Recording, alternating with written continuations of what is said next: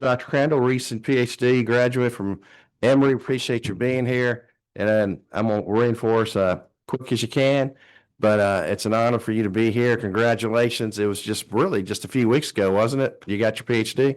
In March. March. Yeah, Congratulations. Well, thank you very much for the opportunity to speak at this hearing committee today. My name is Dr. William Crandall. I'm an analytical chemist and a pharmacologist. My NIH-funded research at Emory University has focused on understanding the polypharmacology as well as the drug metabolism of kratom and its various alkaloids in both the preclinical and clinical setting. We've heard a lot about kratom, and I need to speed up, so I'm going to skip some stuff here. But I want to begin by reiterating this clear definitional distinction, and that is kratom refers to the raw leaf and the natural ratios of alkaloids found within, not all of these other products that we've already heard a lot about on the market.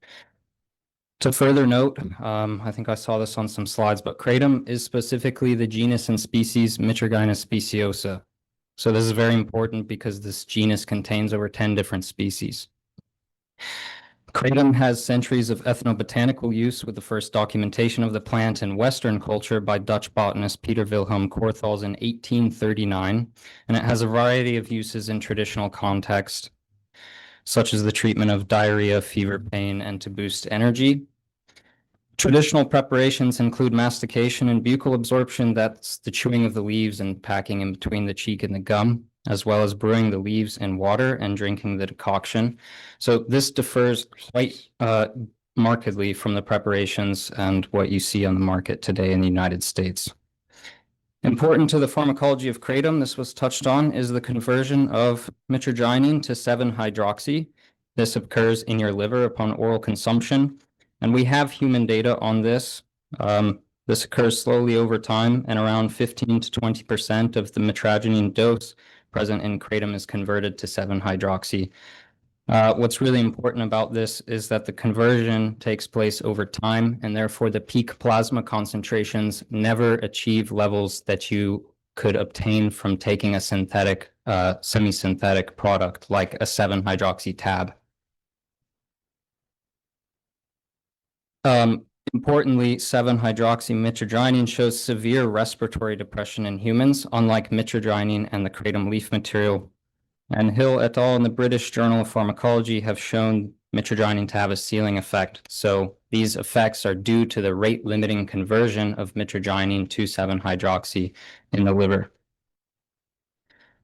As you know, there are various types of kratom-related products on the market, products which are concentrated extracts containing unnaturally high abundances of mitragynine liquid shots.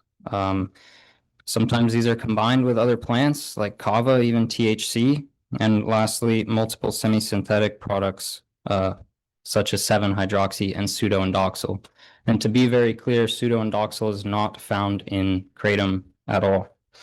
7-hydroxy is found only in trace levels, and many studies have found that it is not present in some of their products that they have tested. In fact, that blue bottle you see there contains kava in that kratom shot there. I've analyzed that, by the way. I've done some secret shopping myself, and treating kratom as the same as these various types of other products is incorrect on both an analytical chemistry and pharmacological standpoint, not just a legislative. So multiple human clinical trials have been conducted using well-characterized kratom leaf. As we heard from McCurdy, the FDA funded a single-dose escalation study on kratom, published in the Journal of Clinical Psychopharmacology in 2026, and it concludes, I quote, "In summary, the current study, orally administered botanical kratom, was well tolerated, with the most commonly reported adverse events observed at the highest doses, e.g. 8 to 12 grams, and classified as mild in severity." That's i.e. grade 2 or lower, end quote.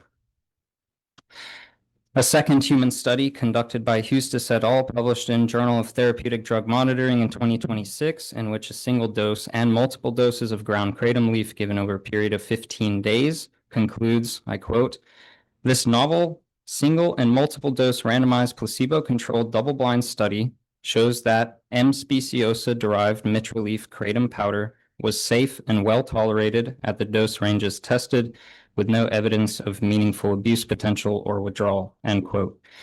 Lastly, a study in which humans were given purified mitragynine up to 40 milligram doses. So that's the main alkaloid found in the leaf, by Privet et al., published in Journal of Psychopharmacology, Berlin in 2024, denotes the following results. I quote, mitragynine did not significantly affect vital signs and only mild transient side effects were reported, end quote. Kratom has legitimate medicinal potential, as McCurdy noted.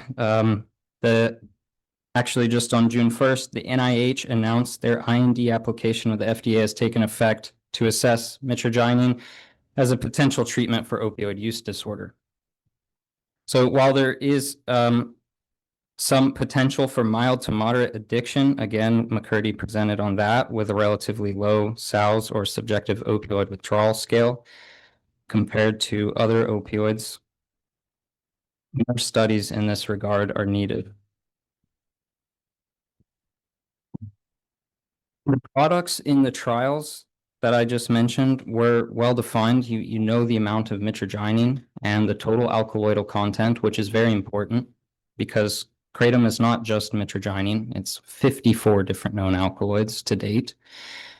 And that's very different from what we see on the market, which is flooded with these adulterated, mislabeled, uncharacterized, and concentrated extracts, and specifically these semi-synthetic products, which are entirely different than the Kratom leaf. As an analytical chemist, it's quite easy to distinguish these semi-synthetic products from the leaf material itself. And I would like to conclude that what would protect Kratom consumers the most would not be legislation, but rather regulation of Kratom products on the market. Products which follow good manufacturing procedures, quantify these alkaloidal compositions, do not have these extremely concentrated semi-synthetic products, and are not branded or labeled to minors or children. Thank you. Okay, thank you, Dr. Crandall.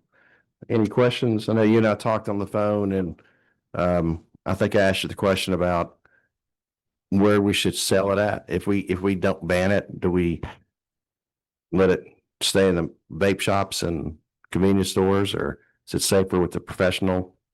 You know, it was mentioned before, but where something is sold plays a lot on the kind of psychology of what you're buying. So, you know, if you're buying something in a gas station, as I've done many times to analyze this in the lab using techniques like mass spec, you know, that might not be the best option. So, you know, in Georgia, we have the KPCA, which, as the previous presenter showed, was ineffective. I think it's not enforced. I can go into a gas station right now and buy pseudoindoxil. I can measure it on my instrument, and it actually contains 7-hydroxymitragynine levels higher than what the KPCA allows. Okay. So selling in a place in which that can be controlled might be best for public health. Thank you. Okay. Now